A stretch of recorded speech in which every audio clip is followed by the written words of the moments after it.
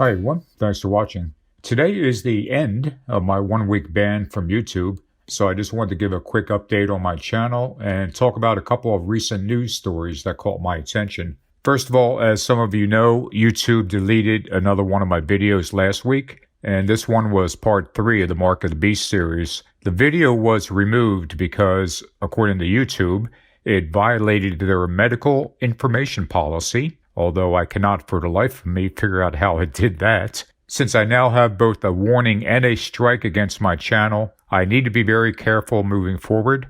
2 more strikes and I will permanently lose my channel.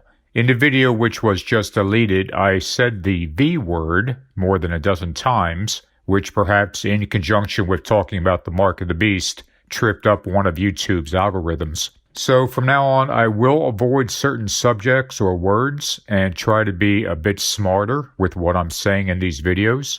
The most important thing for me is being able to talk about Trump being the Antichrist, as that's the main purpose of my channel. As long as I'm able to do that, I can handle the occasional deleted video. I am happy to say that the Mark of the Beast Part 3 video, which was deleted, and the other video on QAnon and Treason, which was deleted a couple of months back, are now available on both Odyssey and Rumble. I have links below in case you wish to watch either of those videos on those platforms. Now, Rumble, of course, does have a reputation for being a favorite of Trump supporters and of those who are fed up with YouTube for one reason or another, and that's precisely why I chose it over other options like Vimeo. Rumble strikes me as a platform that is predominantly pro-Trump, and which has relatively few Christian videos that warn about him being evil, let alone talk about him being the Antichrist. Because of that, maybe these videos will have a chance to stand apart from the crowd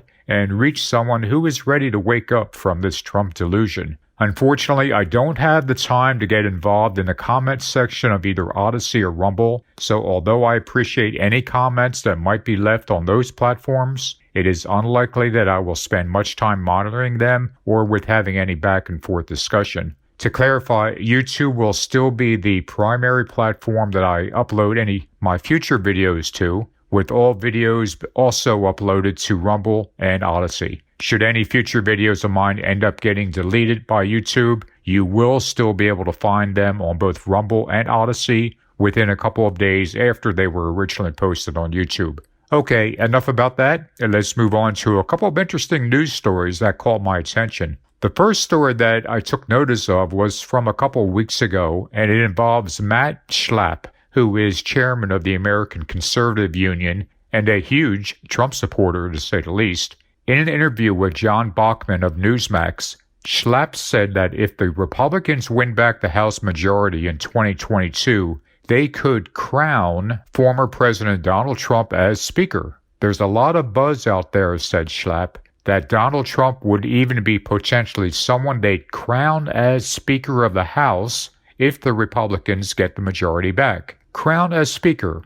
That quote immediately reminded me of Revelation 6:2 and the white horse, which is the Antichrist. And I saw, and behold, a white horse, and he that sat on him had a bow, and a crown was given unto him, and he went forth conquering and to conquer. Now, to be clear, I'm certainly not saying that if Trump becomes Speaker of the House, it would fulfill Revelation 6:2. However, it is an interesting choice of words that Schlapp used, unwittingly or not. We'll have to see how this plays out over the next year or two, but considering how much craziness surrounds Trump and his die-hard supporters, we can't rule anything out, even Trump symbolically getting a crown by becoming Speaker of the House. If I had to give my interpretation now, I'd say that Revelation 6:2 is most likely referring to a future time when the Antichrist achieves full power throughout the world, and perhaps may even be given an actual crown at some point. But his being symbolically given a crown as Speaker of the House could be interpreted as foreshadowing the actual crown he would get when he finally achieves full power throughout the world. The other story I want to touch on is the dramatic rise in crime rates in many American cities over the past month or two. There are likely a multitude of factors involved, from pandemic restrictions being loosened to the availability of guns to perhaps even a new hesitancy by police to get involved in more dangerous situations. But no matter what the root causes are, This rise in crime,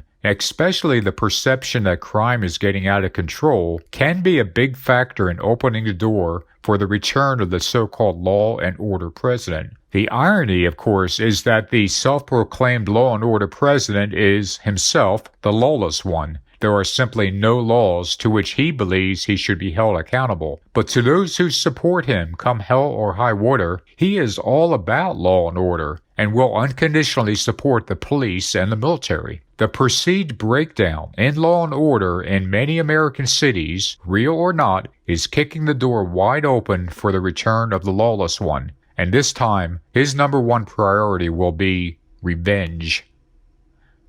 That's all for today. I'll be back in a few days with a longer video. Thanks for taking a couple of minutes to watch this, and if you care to leave a comment, please do.